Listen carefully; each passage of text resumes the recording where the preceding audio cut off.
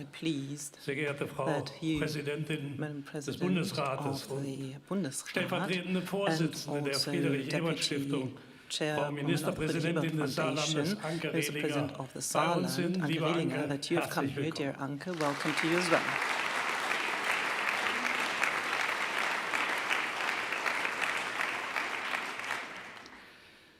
Verehrte Mitglieder des diplomatischen Korps, die Members Sie of the heute so diplomatic zahlreich corps bei who uns have erschienen joined sind, us in large werte numbers Exzellenzen, tonight, sehr dear geehrte Excellencies, Damen und Herren, ladies and Mitglieder des gentlemen, Deutschen members of the German Bundestages, die Sie uns in Bundestag, so großer Zahl die Ehre who geben have come here in und an large Ihrer numbers as Spitze well and einen to honor besonderen us with Gruß, their presence, and stellvertretend a für Sie special alle der greeting Vizepräsidentin des Deutschen to Bundestages, Frau Vice Aidan-Ösus, President of the German hochverehrte Bundestag, Mitglieder Frau der Ösus, Bundesregierung, members of the Frau federal government, Ministerinnen Faeser Minister und Faeser Schulze, Herr and Minister Schmidt Schulz, und Minister Schmidt Herr Minister and Heil. Minister Eil, Sehr geehrte Damen und Herren ladies and Abgeordnete der gentlemen, Landtage, sehr geehrte members Mitglieder der of the state Landesregierung, parliaments, of the sehr state geehrte governments, Gäste, dear gestatten guests, Sie mir please allow einen ganz me besonderen Willkommensgruß to Ihnen send a allen, special aber greeting to einen all of Gruß you, auch but ganz also besonderer Art an a special diejenigen, greeting to all die ganz those ähnlichen who Positionen tätig sind are wie wir working in similar hier in der positions as we are in the Friedrich-Ebert-Stiftung. Wir Friedrich-Ebert sind die Foundation. älteste We are the politische oldest Stiftung politically dieses affiliated Landes, aber unser foundation Land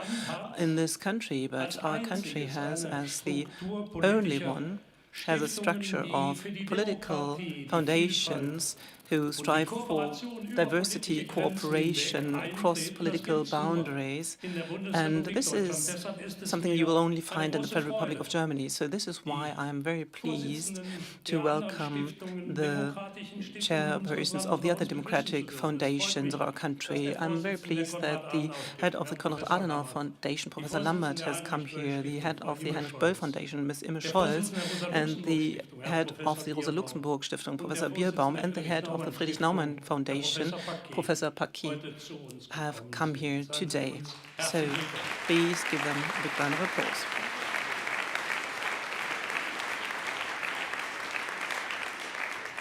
Ich begrüße die Mitglieder And des I'd also like to welcome the members of the board of the curatorium and the members of the Friedrich-Ebert Foundation who are here today as guests as well as hosts. And I'd also like to welcome in particular the Minister-President of Mecklenburg-Western Pomerania, Ms. Manuela Schwesig. So welcome, Madam Minister-President. And ladies and gentlemen, representatives of civil society who are here today, dear representatives of the organizations that are closely cooperating with us, dear representatives of our grantees and grant givers. I'm looking at the Minister of the Interior and for Economic Cooperation, so please bear with us and provide us with funds in the future as well. And please make sure that we do not remain alone, but that other organizations of civil society can benefit as well in the same way. I'm quite pleased that one of our closest partner organizations is also represented here. We, as the Friedrich-Ebert Foundation, are working for the social democracy and the international trade union movement, and I'm quite happy that the deputy head of the German Trade Union Confederation, Ms. Elke Hanak, is here with us. Welcome to you as well.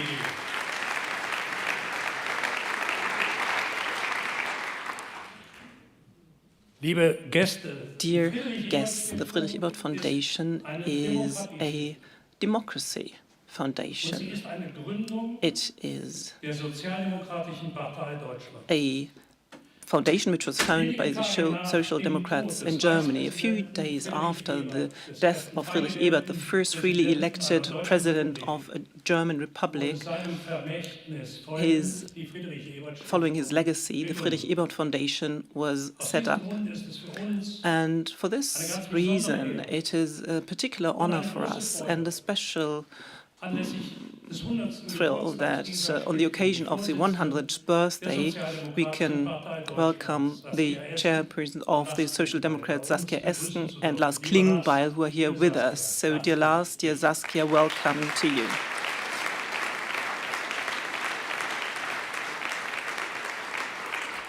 Ich freue mich ebenso, dass And I'm ehemalige equally happy Vorsitzende der that the former SPD-Partei heads of the SPD are here as diese well. I'm not going to Koordinatoren read der out everyone zeitlich because begrenzten. we are limited in terms Ich of the freue mich, time, dass viele but I'm ehemalige quite happy that many Vorsitzende der former heads SPD of the heute bei uns SPD are sitzen. here Sie with alle us haben today. während ihrer You all Amtszeit have, during engstens your und terms in office, vertrauensvoll mit have der closely and very Friedrich-Ebert-Stiftung trustfully cooperated with zusammengearbeitet. the Friedrich-Ebert Liebe Foundation. Gäste, So, dear 100-jähriges guests, Jubiläum a ist 100-year ein besonderer anniversary is a Anlass zum special Feiern. occasion to Wir celebrate. sind stolz auf We diese are 100 Jahre. proud of these Während 100 unserer years. heutigen Geburtstag in weniger However, dramatischen we would Zeiten have und in liked to weniger celebrate this aufgeregten anniversary in Zeiten less gewünscht. dramatic times. Aber es ist unsere Pflicht, But it gerade is auch als our Ebert duty, Stiftung, especially as the Friedrich-Ebert Foundation, im Rahmen unseres in Auftrags the für context Demokratie, der of our sozialen, mission demokratischen to Bewegung fight for immer the auf der Höhe der democracy and Zeit the zu sein. social Deshalb democratic können uns movements, die to keep up aufgeregten, to time. And dramatischen this is Zeiten why nicht auf der Palme lassen. Ihnen these allen ein times cannot herzliches throw us Willkommen. off. Vielen Dank, So, to all of dass Sie you, heute den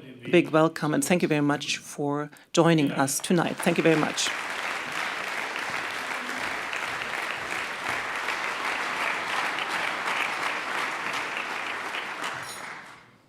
Herzlich willkommen. Welcome, and also congratulations to the Friedrich-Ebert Foundation. 100 years Friedrich-Ebert Foundation, 100 years promotion of democracy, 100 years fighting for a social cohesion. And please allow me to briefly introduce myself. My name is Dr. Yvette Gern, and I myself had the opportunity 30 years ago to get a grant from the Friedrich-Ebert Foundation. As a former alumni, I'm quite grateful for the grant that always combined skills and promotion together with social commitment. And as the editor of the Radio Bremen, today I work for the Democratic Society, and I'm quite happy to be the moderator and host of today's event, not least due to my connection to the Friedrich-Ebert Foundation and the Friedrich-Ebert Foundation's connection to the city of Bremen, because Friedrich Ebert worked in the town of Bremen as he had a restaurant there and other things. So Friedrich Ebert knew how important education for social justice and a working democracy is, and a functioning democracy is. And these ideals he represented as the first freely elected and democratically elected president of a German republic. And after his death, the Friedrich Ebert Foundation was set up. Please watch the little film. Das Wesen unserer Verfassung soll vor allem Freiheit sein.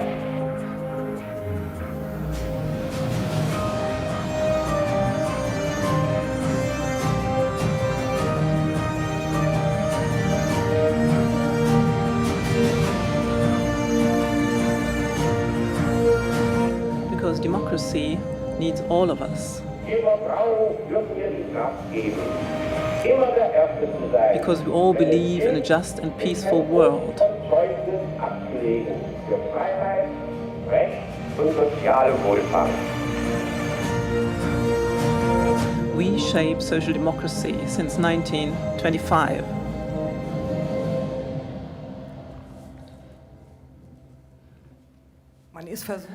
Well, one is tempted to redo the heart that we could just see. Democracy needs Democrats. This is a quote from Friedrich Ebert, which is quite up to date now. You have already mentioned this, Mr. Schulz. Democracy is not something that we should take for granted. It needs to be defended and promoted by Democrats and also filled with life by Democrats. For 100 years, the Friedrich-Ebert Foundation has done exactly that through education, political debates, and international cooperation.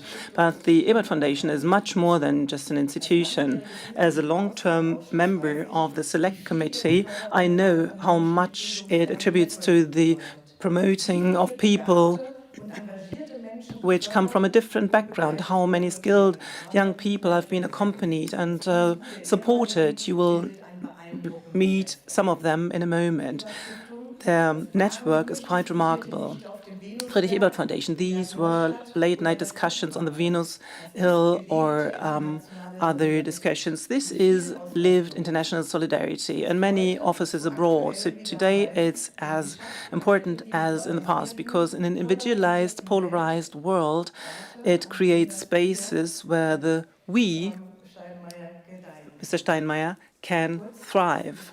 In brief, it is a success story with a lot of competencies and skills and a lot of exchange. It's important for our democratic society, and we will hear much more in the speech of the federal president. Please, you have the floor.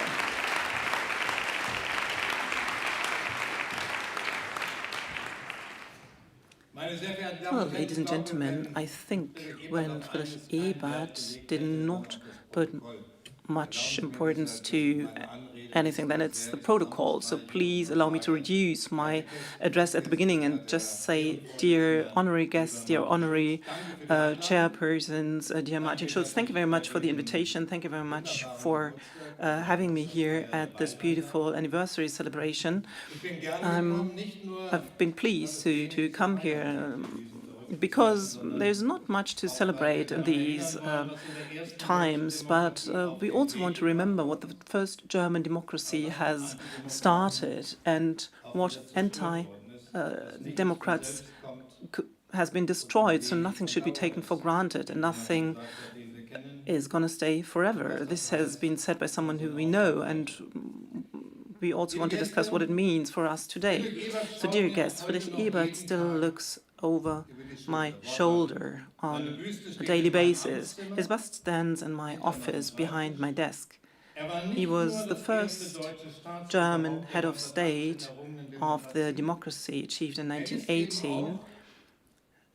But he is also the founder of a tradition for the office which after 1949 was refilled, so to speak, and which I am allowed to fill today.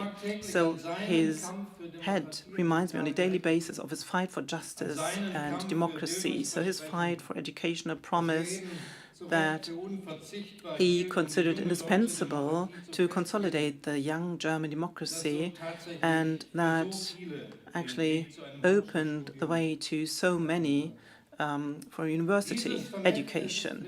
So this legacy of Friedrich Ebert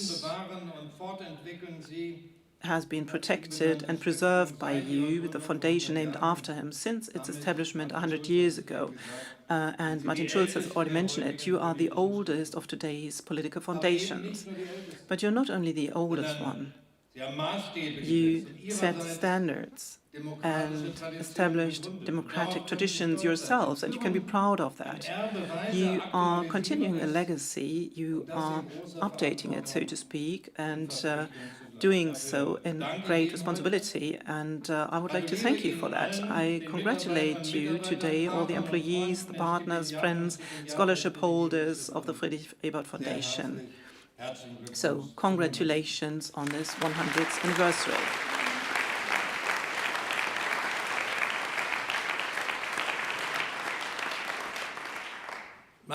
Ladies and gentlemen, the political foundations in Germany are unparalleled worldwide. They provide a plurality in political education and the promotion of young talent that is really unique, and it is impossible to imagine the way in which our democracy is rooted in society without it. So the promotion and support of young, skilled Democrats was so important, and President Friedrich Ebert knew this, how important this was. He himself, as well as his wife, were coming from modest backgrounds, Democrats from a working class background as a counterweight to the traditional elites. This is what they wanted to facilitate, elites who often still longed for the days of the empire. This was a forward-looking vision. What it means to be the target of hatred and smear campaigns of anti-democratic forces has been experienced by Friedrich Ebert himself many times. He was, as only few others, in the position to realize how much the young German democracy needed to be strengthened. He himself defended the still little practiced and in some parts of the population also hated form of government, despite or perhaps cause of all the hostility. He defended it against the agitation from the right and the left. Friedrich Ebert was an upright Republican, a convinced Democrat out of passion. So for himself, social justice was indispensable in a democracy. Indeed, it was a prerequisite for its success. Many of his political opponents turned up their noses at his background as someone who had produced saddles. He was denounced by the press. His legitimacy as the president was denounced. But from his own experience and also through his wife Louise, he had a keen sense that the deep social divisions that characterized the First German Republic had to be overcome in order to stabilize it. However much Friedrich Ebert was hated by the enemies of the Republic, he was also admired by others. Almost a million people attended his funeral service in front of the Reichstag in Berlin in 1925. His early death in 1925 is actually a turning point of the Weimar Republic. The democratic middle actually did not or was unsuccessful when it came to selecting a successor. Hindenburg became the vice president. The social polarization increased. Authoritarian political patterns marked the last years of the Weimar Republic before the National Socialists destroyed it. But, dear Martin Schulz, you've pointed to it, Ebert, even in his death, left behind a legacy that we are not only still celebrating, but which we can make use of and of which many of the people here in the room could benefit. Thanks to the donations, the foundation named after him could be set up in the year of his death. So if Weimar lacked Democrats, the newly founded foundation wanted to counter that. A Republican stance for equality and freedom. And this is a mission, this is a stance which is urgently needed today as well. Dear guests, many of us have currently the feeling that the world is being torn apart between Europe and the global South, between Europe and America, between East and West, between democracy and autocracy, between respect for international law and national borders, and on the other side, neo-imperial delusion. In order to be able to counter those developments, we need to be fit for the future, and we need to make our democracy fit for the future, such as the Friedrich-Ebert Foundation has made its founding principles. We need organizations like these that are have an international network and that foster the cooperation internationally, just as you are doing in your network. Last week in South America, that was shown again.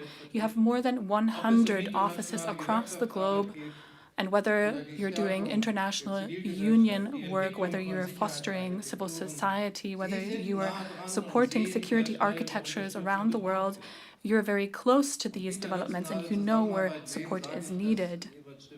And of course, the foundations know this. International cooperation is always giving and taking. Globally, democratic forces and unions benefit from the projects of the Friedrich-Ebert-Stiftung and their expertise, and this is what Germany also benefits from. You have local employees and partners, and this is a precious international network in civil societies across the globe.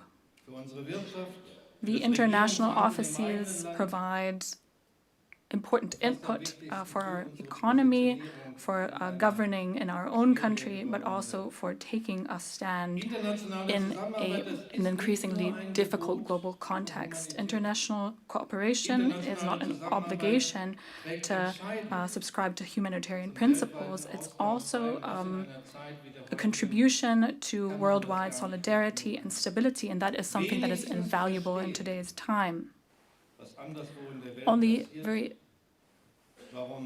It is important that we understand what is happening in other parts of the world, why some people reject our principles, what are the contexts of conflicts and wars, where are prospects for peace.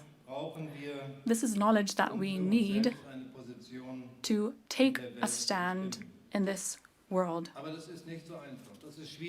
This is difficult, however, and it has become increasingly difficult in the past few years, also for the foundation, because at the same time, in many countries, the working conditions for politically affiliated foundations have become increasingly difficult. In many countries, the room for maneuver is limited for these foundations, and the employees are facing repressive measures.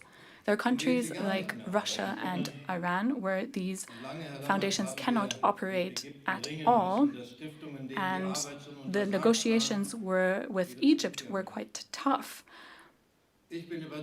We had to negotiate for a long time in order to bring these foundations back. I am, however, convinced that we should not be intimidated by that, and we should not be discouraged. And I know that you are not discouraged, and I am so thankful for that, and everyone here as well.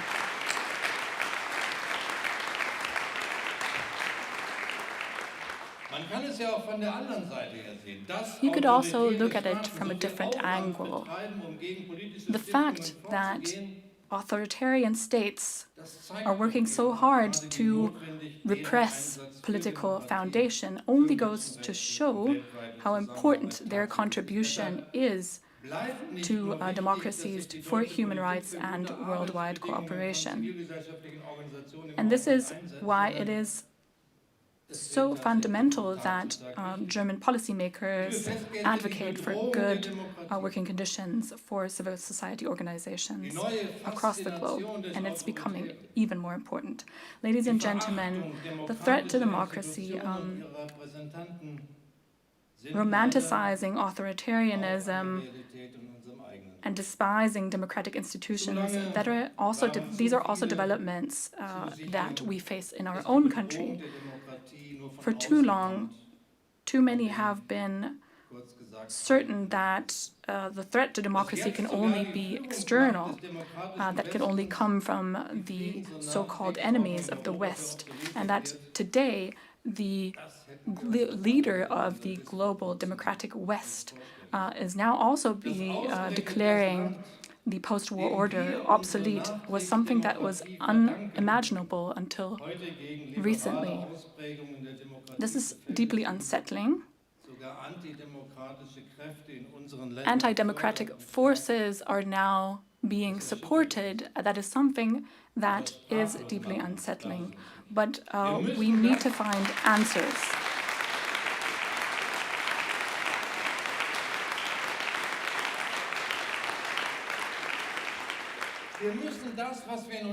We need to protect, cherish, and also revive what we hold in our own hands, a unified, strong, democratic Europe.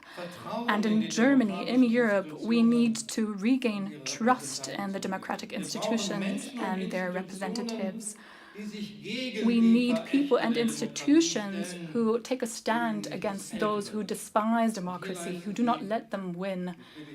And that is where you, the Friedrich-Ebert Foundation, and the other politically affiliated institutions are working tirelessly.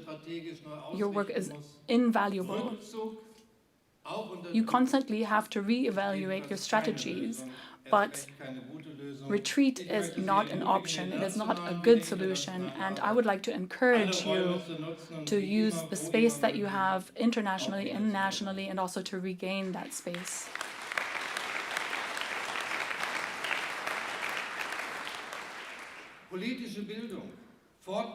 civic education, political education for people who are politically active, organized in unions or also in civil society, political advisory services for research and the economy. That is all part of your program, and you have continued to do that despite the limited budget. You inform so that we can better understand what is happening in our society. Your work is invaluable. One example for that is the so-called Mitte-Studie, the so-called Mitte study that regularly gives us information on how the image that our citizens have of the democratic freedoms and rights. The latest study was called The Distanced Center, and it went to show that, which is also quite disconcerting, that a large portion of society is distancing itself from democratic norms, principles, and values. And that was the forecast that you gave us even before this was then confirmed, at least partially, during the elections. And the study also went to show that oftentimes this goes hand in hand with an increase in right-wing extremists' opinions and animosities towards minorities. And it is thus all the more important that we support those who contribute to our democracy. You also help to protect those who foster our democracy from even more attacks that come from extremists. And that is what we need, to give those a voice who protect our democracy, who cherish our democracy. And that is what you continue to do. And I would like to thank you for that on behalf of our country.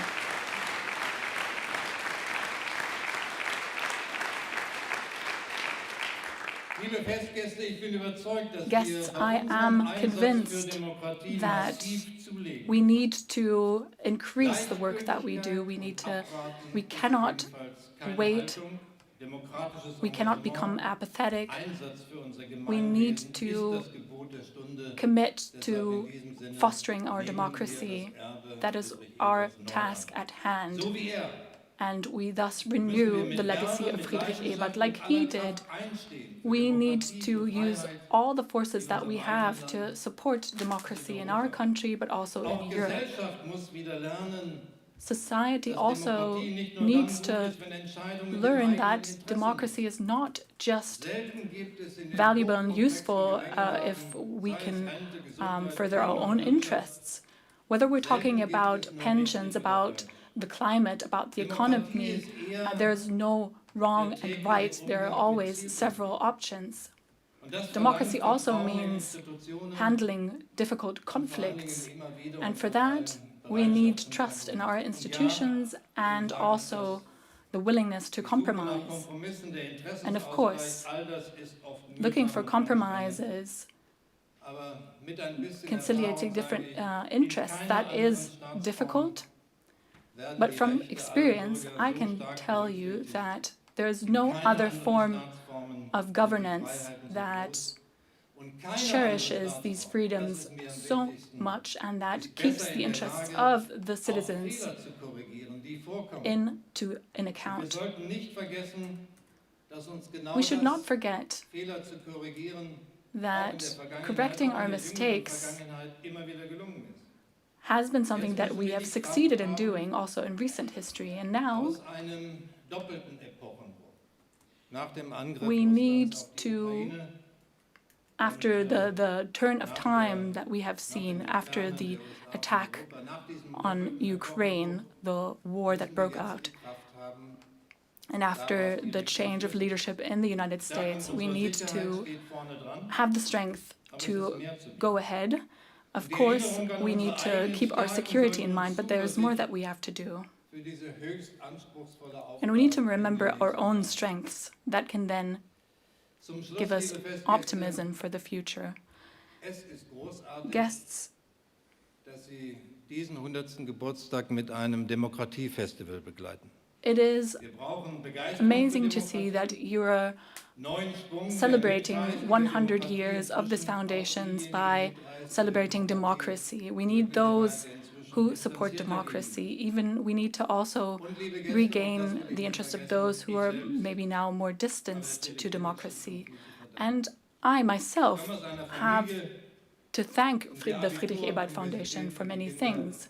nicht vorgesehen war. My background is such that my family, other members of my family, were not able to study and undertake university-level studies. However, with the support of the Friedrich-Ebert Foundation, I was able to study. I was able to gain experience beyond university-level studies. I was able to network, and that is something that helped me to Und ich füge eine Bitte an.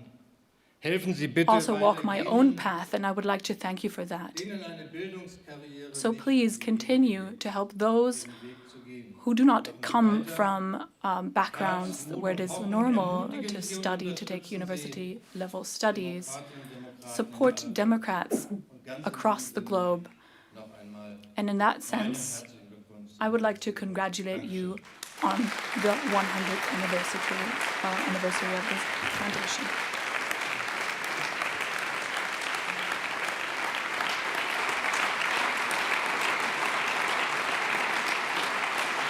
Dankeschön.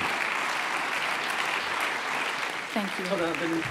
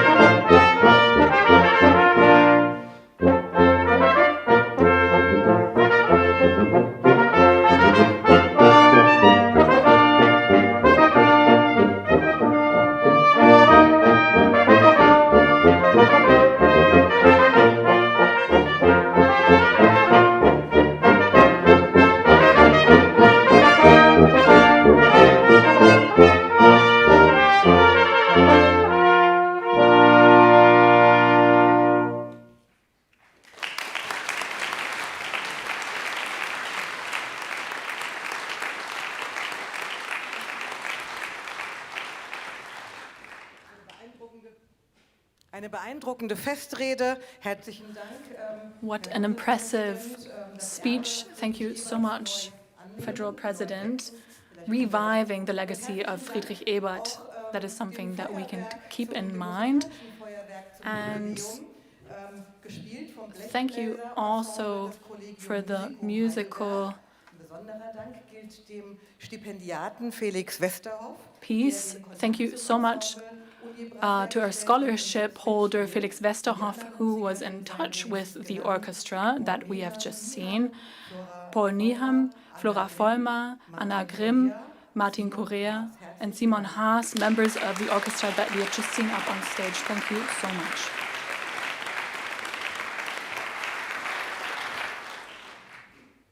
Der Bundespräsident hat es eben gesagt. The federal president has just said it. The Friedrich-Ebert Foundation wasn't able to afford to grant stipends for many at the beginning, but over the past decades, there are about 23,000 alumni.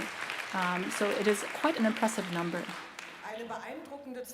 An impressive number of alumni from many different fields, but who are unified by their commitment to democratic society.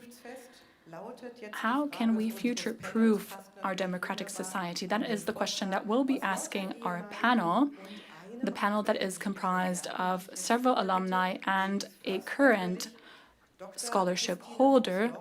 So I would like to ask Dr. Christine Fuchsloch onto the stage, who is now the first woman president of the Bundessozialgericht, the Federal Social Court.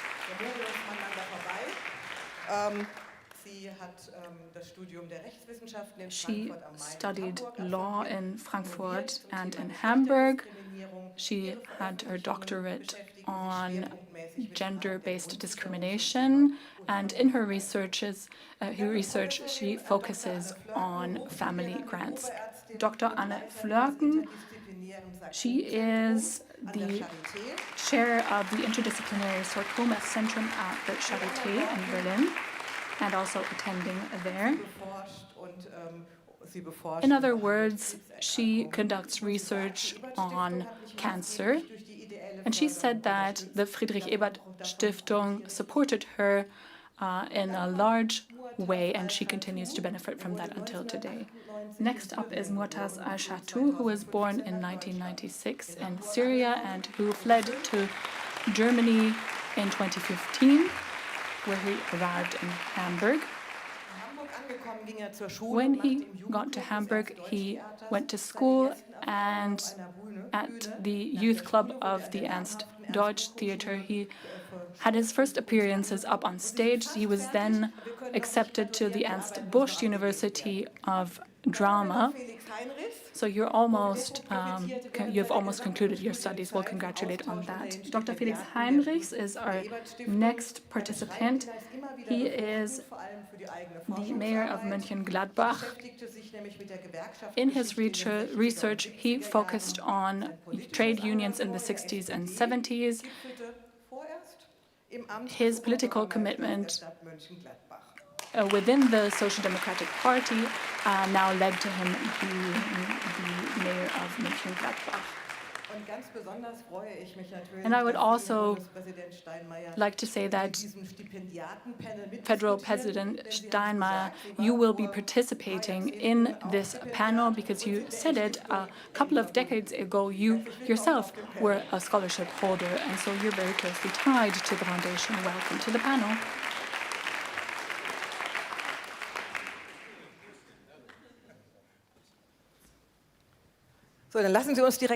So let's start. Let's get right into it. I would like to ask you a round of questions, personal questions. Federal President, you said it. You told us how you were influenced by the Friedrich-Ebert-Stiftung. But what does the Friedrich-Ebert-Stiftung, what does characterize the Friedrich-Ebert-Stiftung, if you had to put it into a few words? Well,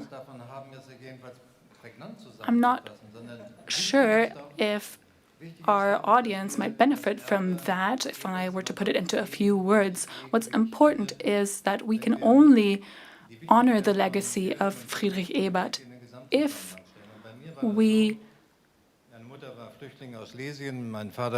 put emphasis on how important political education is. My grandparents were working class, my parents as well, so finishing school was something that was not really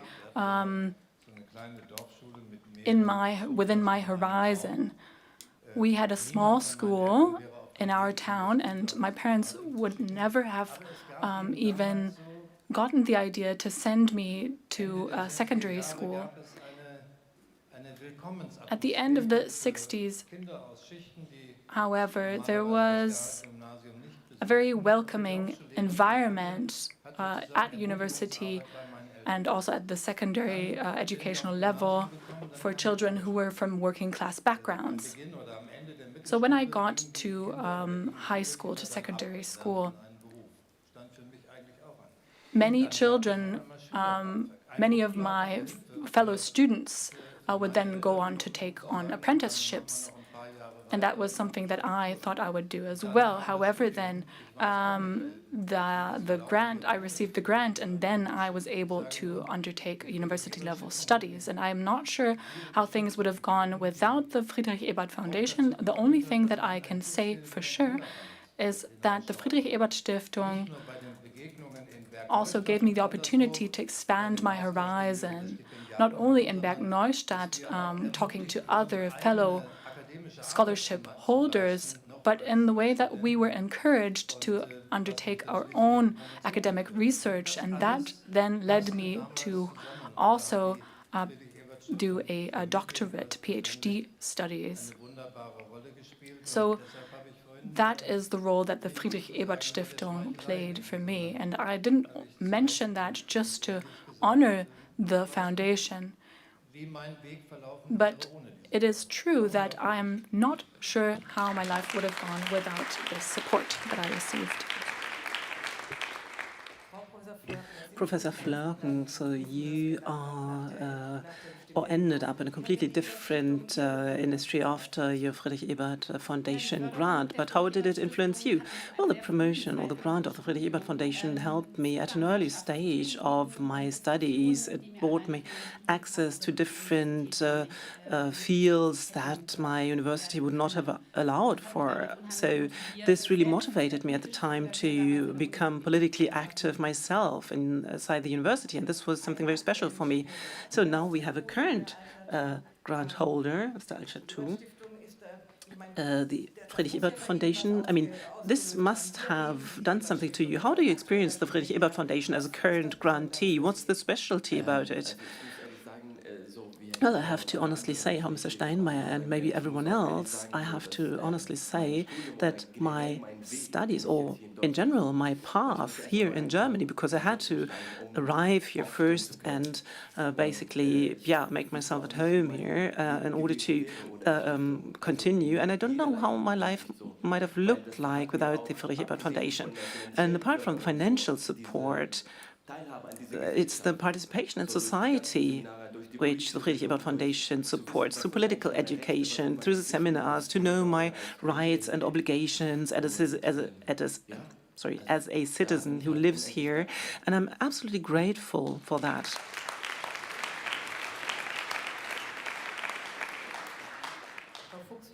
Ms. Fuchsloch, such a support during university studies is nice, but does this have a long-term impact when you have been an alumni, or when you're an alumni of the Friedrich-Ebert Foundation? Well, in my case, I studied it was a one-step study. This means that you can earn money at a very early stage, and I am a have been a grantee in difficult PhD studies situation with a child, with an ending assistance job, and maybe I might not have finished my PhD without the support of the Friedrich-Ebert Foundation. And I'm also coming from a background, my parents did not go to university, and they said, well, you had to do the A-levels, and now you had to go to university, now you have to do your doctorate, what else do you want to do? And I think my father was a little bit concerned that no man would like to marry me if I'm so well educated. I mean, this is also a concern for parents sometimes. So anyway, it was very important for me to meet like-minded people. And when at an early stage of your life you feel this kind of solidarity, then it, of course, becomes quite natural to give it back later on. This is very important, I would say. And you, Mr. Heinrichs, already wrote to me that the Friedrich-Ebert Foundation was very important and relevant for your scientific work. How relevant was it for your democratic and political career? I mean, I think you have not started your studies knowing that you will become a Lord Mayor. Well, that's true. I mean, sometimes I'm asked, when did you know that you want to become it? I mean, I can hardly remember, but nevertheless, it worked out and it's quite nice. But I think the basis of social democracy to look into this during the studies. This was so important for me. It's similar to what the federal president has said. We tend to say that politics should not be driven by ideology, but of course it's still important to have a political compass. A political compass is important. So this is why it was so important to look into it in many seminars, and also as a municipal politician to also orient myself along the line of values. Democracy is nothing if it's not filled with values like social justice, social equity. This is the tradition in Germany, and this is also the tradition of the Friedrich-Ebert Foundation, and this is why it was so valuable for my life.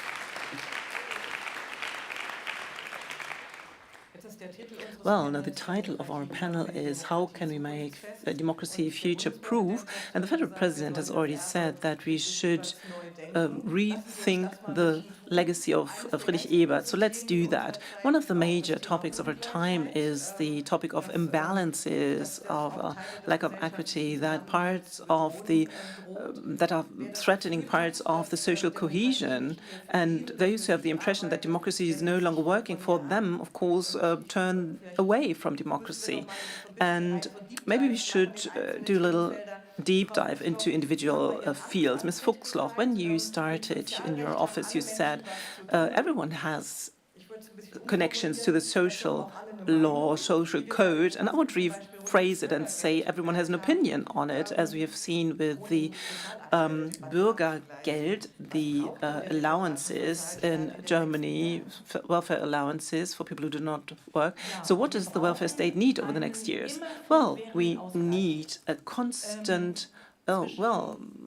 balancing between young and older ones, people with higher and lower income, between more healthy and more sick people. And we need an acceptance that this should be done through social security systems. I mean, the Gini index, an index on the imbalances, is declining considerably through our welfare state. And this is important because the more imbalances we see in society when it comes to income, for example, the more frustrations develop and emerge. And so this is why it's so important.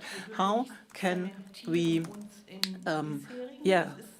come to a greater balance? And it's difficult to name this.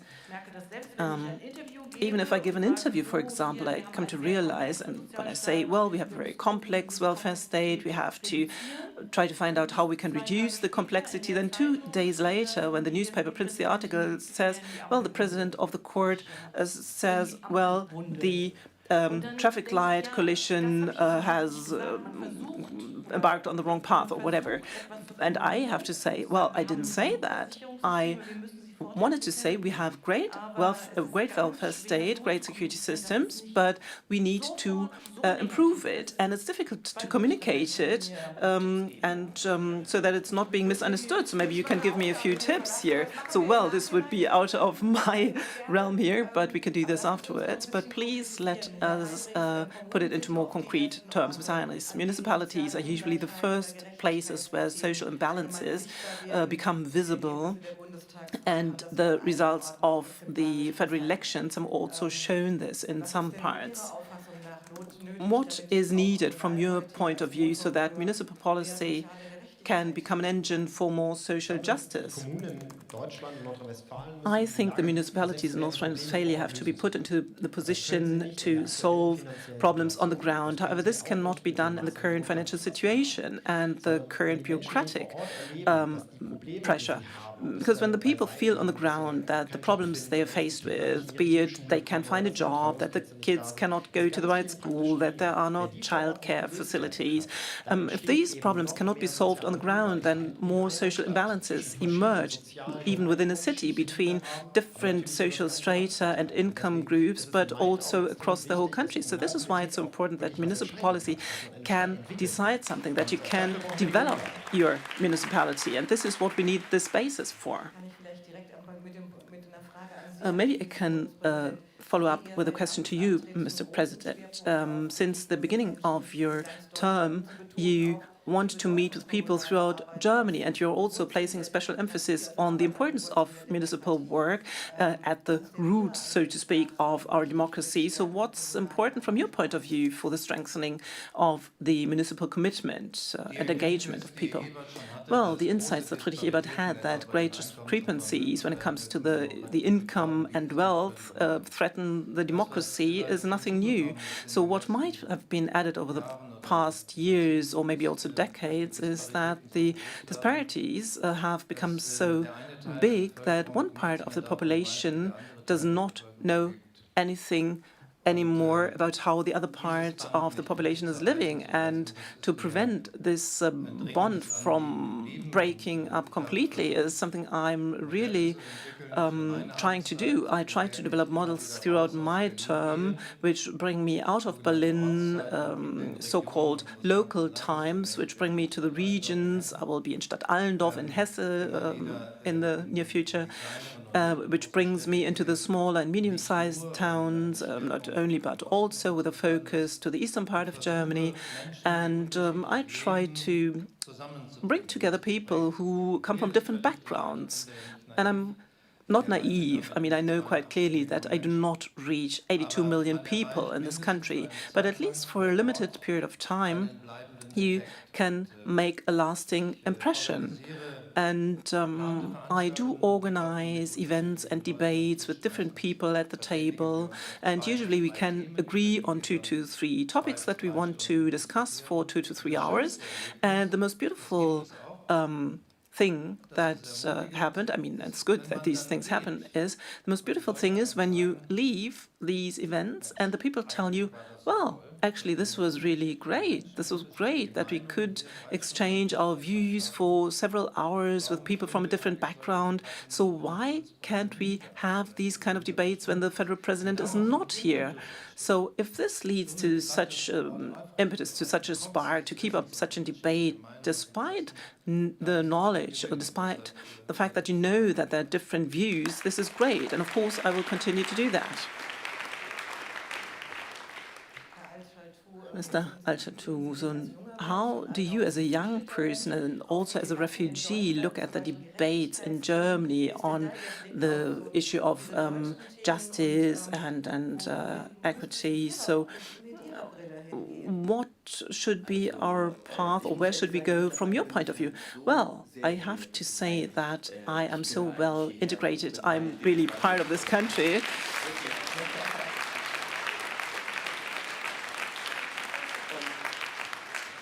And I just want to say one thing.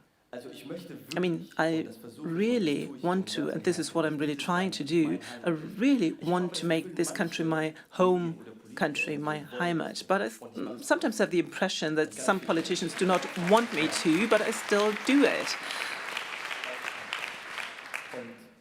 And this is why through the Friedrich-Ebert Foundation, but also beforehand, I was also in politics. I was trying to find out what is happening in politics and what do the politicians say about people like me in the media, for example. And do they think that we belong here? And if so, why? And if they don't think, why as well? And now I have forgotten your question, actually. Sorry. Well, I would still like to know, what's your view on the issue of social justice and the debates here in this country? Where should we go? What would you try to see? Well, more social justice. I mean, we have a lot, but we need even more, because I think education and real social justice and social equity is the only path to get away from right-wing extremism and fascism, so to come together and talk to each other and not to, well, oppose each other. So what Mr. Steinmeier has already said, that people really talk to each other, maybe also through some impetus from the outside, but yeah, that's what I think. Thank you. Professor Flörken. Well, I would like to ask a double question to the medical person in this group and also the political person, which is also sitting here. So what's your take on the issue of social justice? And is this also an issue when it comes to healthcare, or is healthcare the exception in this problematic time? Or what's your take on the debate that we are having here amongst us? Well, I'm afraid I cannot give you a brief answer because it's such a huge topic. Well, we started out earlier, so we have a little bit more time. Well, of course, when I look at society as a whole, I mean, this is really an issue. And I work as a huge university clinic. I'm a scientist. I'm a university teacher. So it's quite a big field I work in. On the one hand, I have to say that we live in a very privileged situation and work in a very privileged society. We have a healthcare system which is based on solidarity, and despite all deficits, it works. So no matter where people come from, which language they speak, or whether they have health insurance, we can provide them with healthcare, and we need to be proud of that. But we have to do a lot to maintain that, to keep it up. And in our everyday practice, it's really a big fight. We have to fight on a daily basis in order to keep this up. And I'm quite convinced that from the scientific field, we can make a big contribution in order to overcome this social inequality. I think that the pandemic, which was really an issue for all of us, has shown us that an evidence-based and transparent communication, also about new scientific insights, can strengthen democracy, and that even in times of crisis, it can help us to overcome it. So this is why I really liked what you said, learning from mistakes, because this is something that we could show quite well in the pandemic, that we make mistakes, we communicate it, and then we learn from it. And the third role that I fill is the support for the next generation. Of course, the issue of social justice also needs to be brought to the younger generation in order to find out how we can shape the future in a better way. Well, let us briefly go on. I mean, you also touched upon the issue of fact-based information. Now we live in a time of multi-crisis, complexities, and also the feeling of some people in the population that mistakes are not admitted. These are all things that we can see in our time, and many people are losing trust in the political institutions and also in science and also the media. And on top of that are conspiracy theories, targeted disinformation. How can we counter that? And I would like to put it into concrete terms. I mean, municipal politics is always very concrete. Well, I think it's the best state level, political level in a state that we have. So how do you deal with hatred on the ground, and what kind of measures work in order to support democratic commitment? Well, since 2023, we've been the partner in the Partnership of Democracy. This is a very important project, and I hope that it will be continued. This allows us to support educational work, youth parliament. We have implemented a youth parliament and also a senior citizen council, participation procedures for kids, for young people. But I think the most important thing is that we show respect for everyone. And once a month, I have a citizens consultation. At the beginning or in the pandemic, it was via the phone, but now people can just come to me and they can come with every issue they feel is important. Some say, for example, well,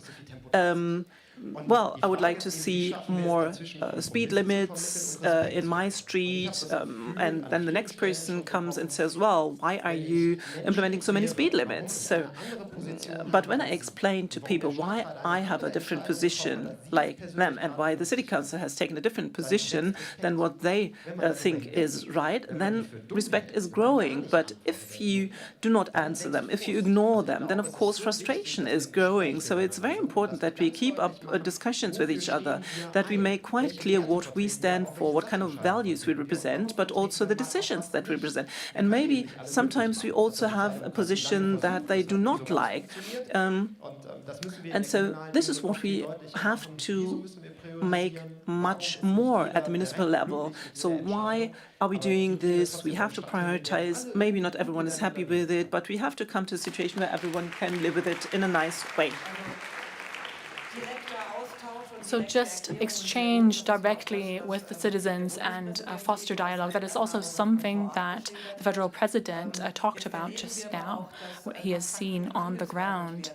But sometimes facts are being questioned, and it is impressive to see, especially in research, usually you depart from the assumption that it's evidence-based research, but now people are questioning that evidence-based research. And in the US, for example, some of that research is being hindered. So how important is research? Do we need a new bond between research and the civil society? Well, thank you for that question.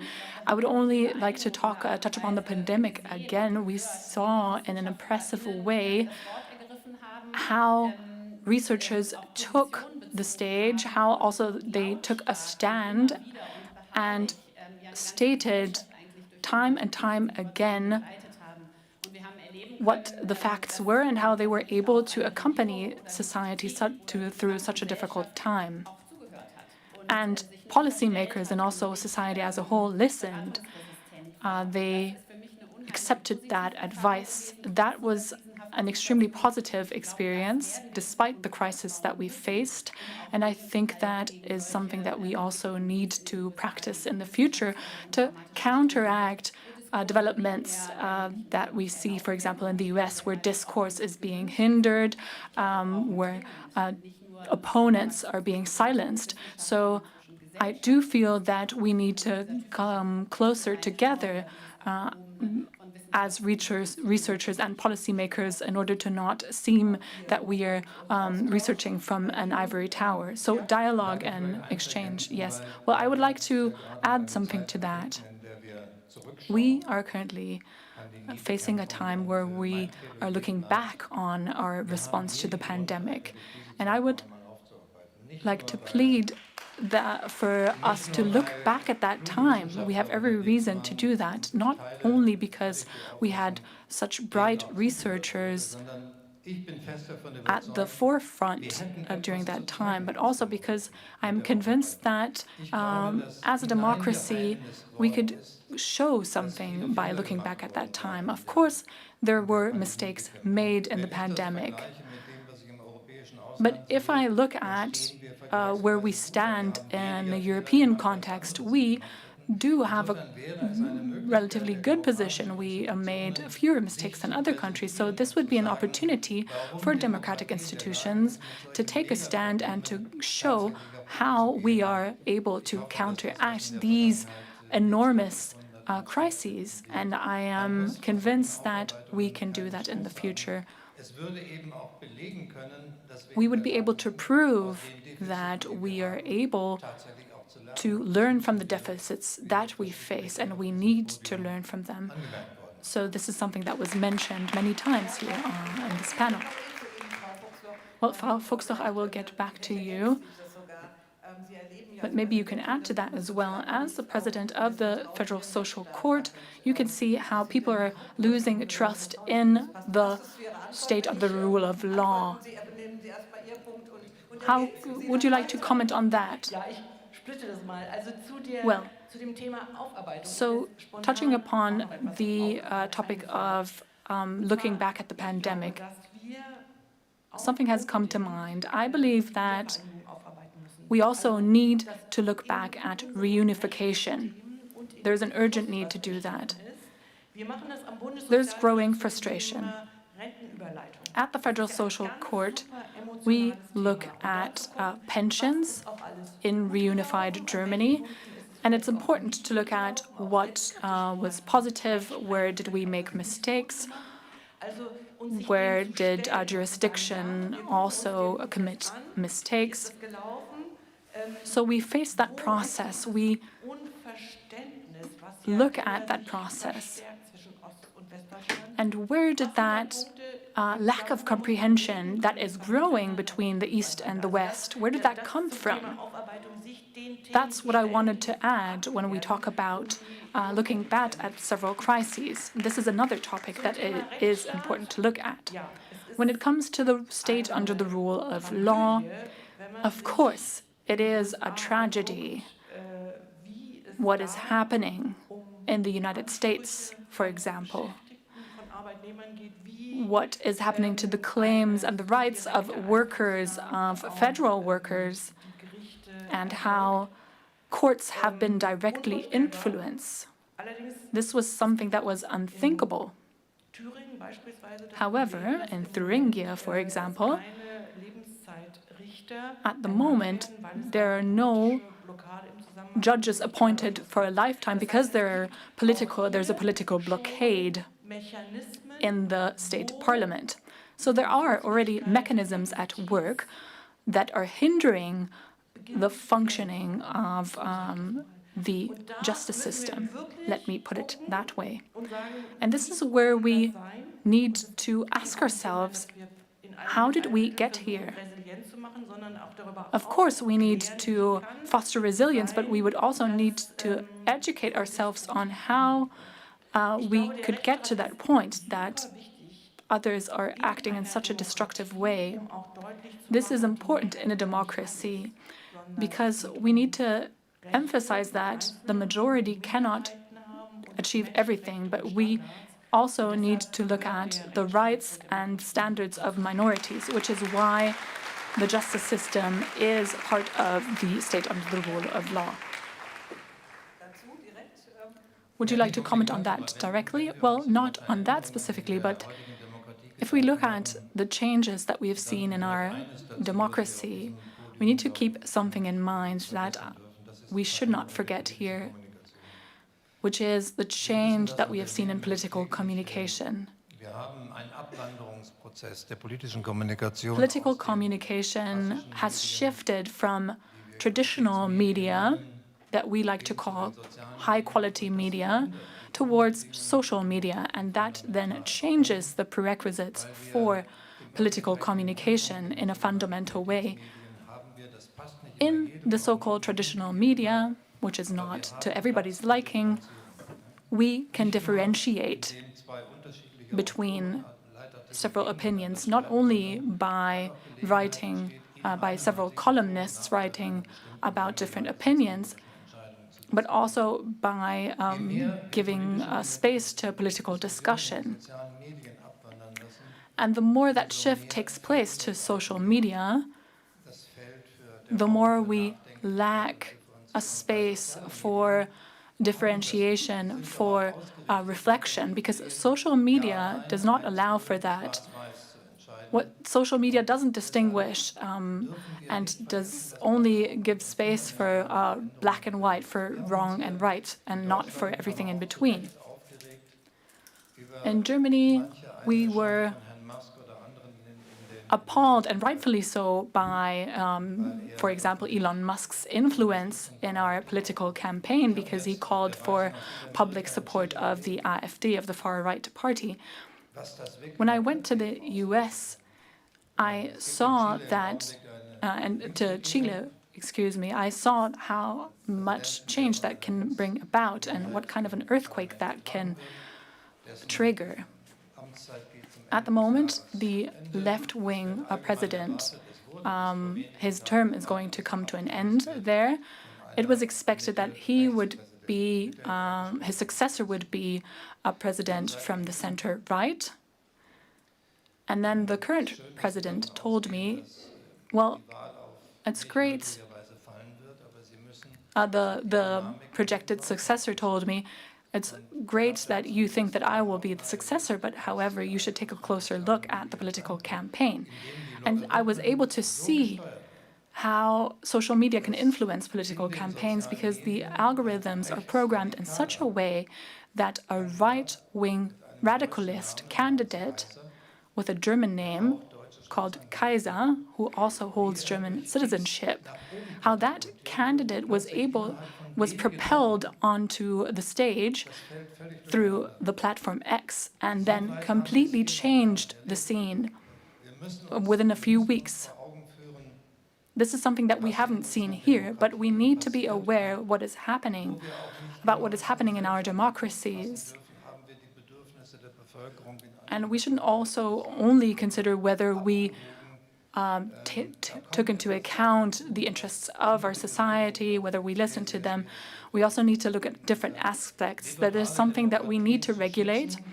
To protect liberal democracies means, dear Friedrich-Ebert Foundation, dear Martin Schulz, also means to counteract these developments in the internet on social media platforms.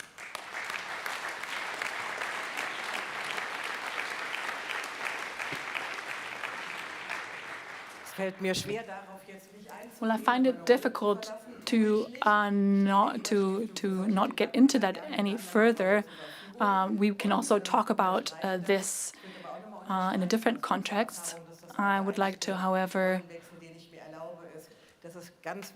also second that. I think it's extremely important to enter into direct contact with the people, and I think that is the only way in how you can counteract these populist tendencies. Well, getting back to my role as a moderator, Mr. Aishatu, a young person like you, someone who maybe goes on to TikTok in the mornings, looks at Instagram, you're too young to use Facebook. A young person like you, what is your stance here? Do you feel that we need more policy making? Do you think we need more laws? What is your opinion? Well, I do not have Facebook, that's true. I do not have TikTok either. I do not have an account there. My brothers do, however. They're much younger than me, though. What I have experienced and what Mr. Musk did surprised me. I have been living here for quite a few years, but I wasn't aware whether he was actually allowed to influence our electoral campaign in such a way, so I was shocked to see what happened there.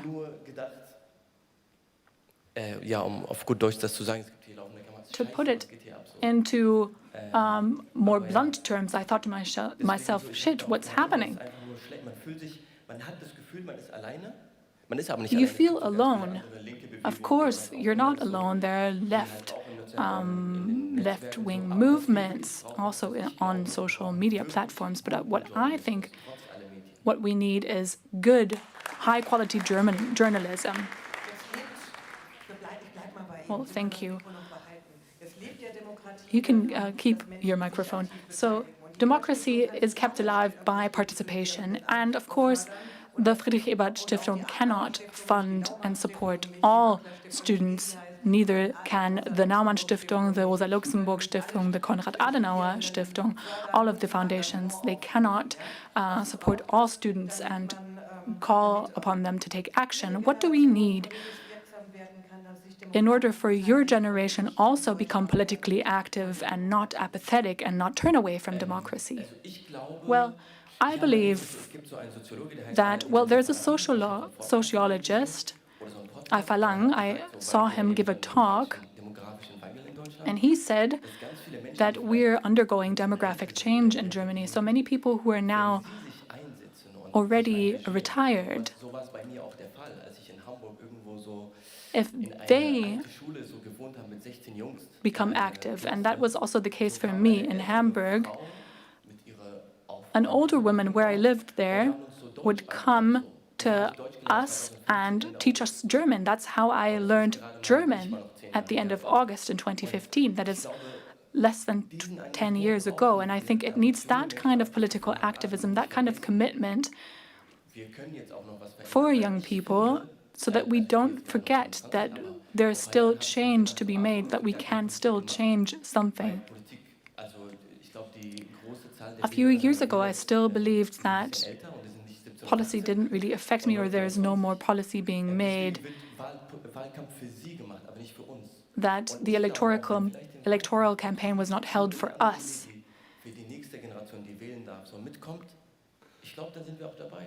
And I think if we can get to the next generation, we will also be on board.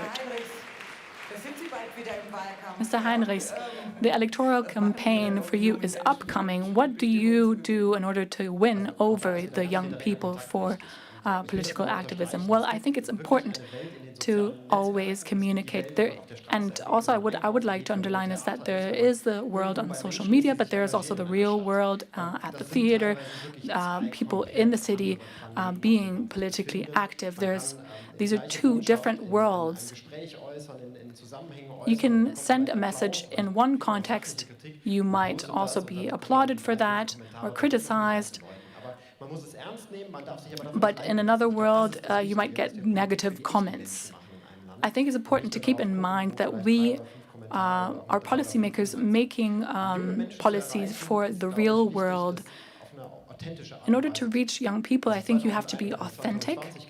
When I was elected in 2020, I was 31 years old, and I used to think that could be my weak point within the electoral campaign, that I was so young. But I think that's what the people wanted. They wanted young people to make changes and to commit to that. And there are so many young people who want that. There was a demonstration organized, a protest organized by young people recently in our city, and the young people took a stand. They were organizing the entire protest, and I think that was impressive to see, because these were young people who were supporting democracy and who were taking a stand for democracy. And of course, we do that because we, by planning a new playground, by asking young people for their opinions. And I think the political parties also need to turn to young people. And let's be honest, I don't think anyone likes to attend meetings at night, but it's just part of our daily business, our political rituals. And that is something that discourages young people from policy making and from politics as a whole. Participation is fostered by respecting one another, and in such a way that also Friedrich Ebert did. When he became president of the Reich, he established a democratic culture in a country that was new to it, completely new to it. And we need to ask ourselves the same questions that he probably asked himself. How can we approach everyone, and how can we encourage people to take part in democracy? Mrs. Fuchsloch, you also look at the question how you can foster access to the social state. How can we facilitate an easier access to the social state, social welfare state? Well, the social laws govern everything that we do when it comes to pensions, when it comes to accidents, pregnancies, everything.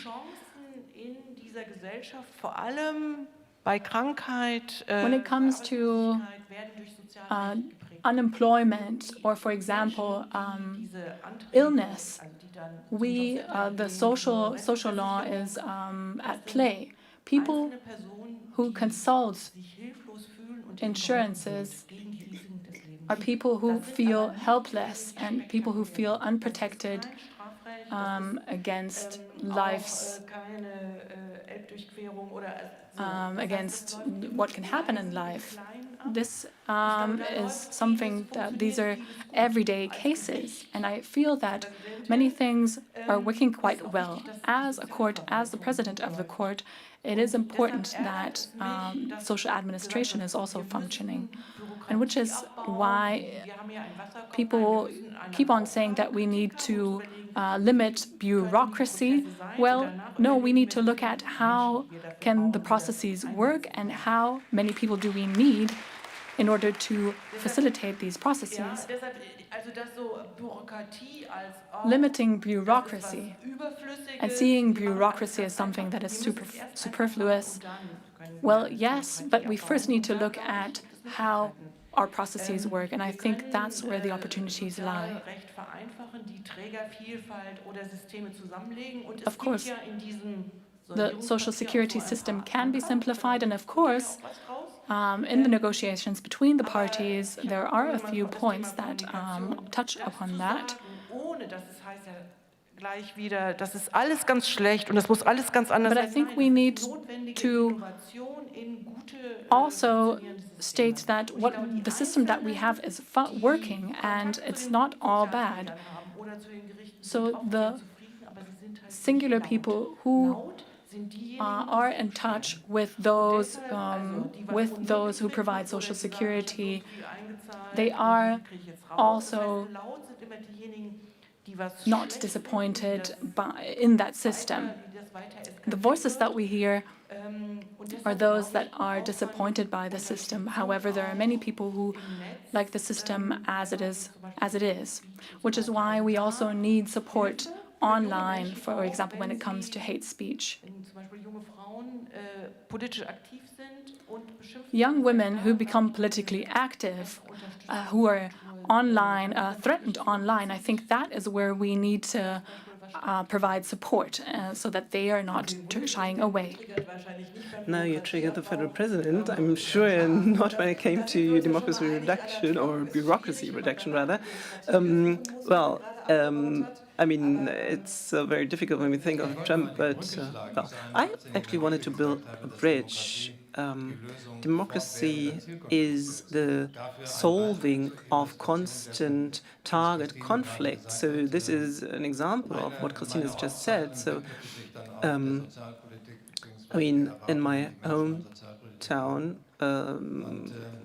people were committed to social politics, and there was debate in which business people and people from the administration took place and participated, and everyone said we have to digitize, digitize, digitize. And then a woman raised her hand, a little bit older, but maybe younger than I was, and she said, "You always with your digitization.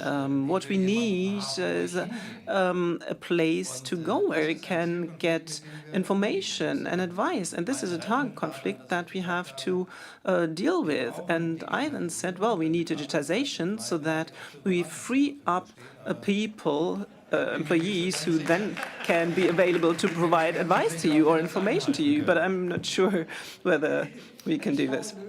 Well, this is quite a good solution in order to get out of such a difficult situation. So I think, Professor Flörken, you also need good solutions for the conveying of science and science results. You already said that science and population need to become more closely together, and maybe science also needs to be explained much better. So do you have any advice or ideas how we can improve that?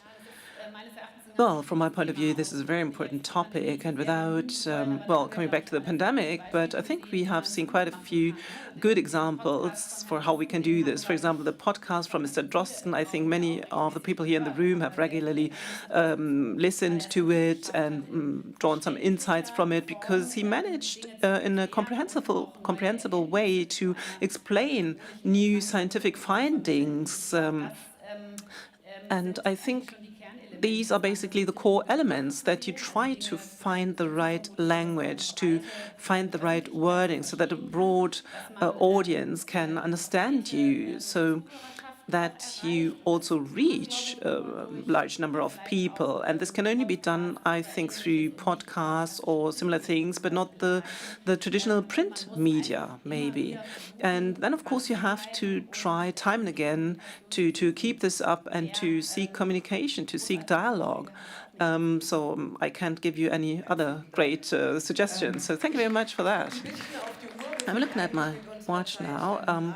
We are running out of time now, but now I would like to launch a brief final round as a birthday present to the Friedrich-Ebert Foundation, because when you turn 100, then you usually get a present, and a foundation working for a democratic society should be given a good impetus for future work. The Friedrich-Ebert Foundation, and everyone is looking in panic at me because nobody knows what to say, but I would like to start with Mr. Heinrichs.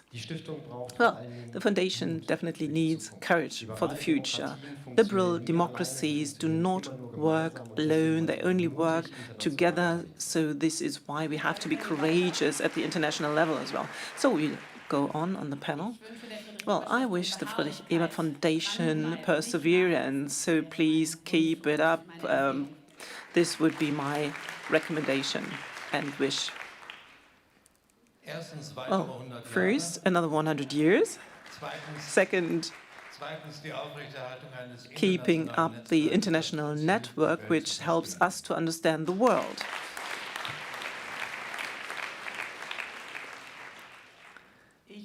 Well, I wish the Friedrich-Ebert Foundation happy people who are enthusiastic about their volunteer work. And I wish continued political education, because to be unpolitical is a privilege that my generation cannot afford. Well, and I wish the Friedrich-Ebert Foundation a lot of exchange, and we will soon have the time to do that in a moment. And I already noticed that some of the panel discussion topics have already led to discussions in the audience, so we will have time for that in a moment. But first of all, I'd like to thank all the participants of this panel. So maybe we could give you one or the other impulse for not only for the exchange right now, but also for your future work. And now I would like to say goodbye, and I would like to pass the floor to Ms. Fandrich. Thank you.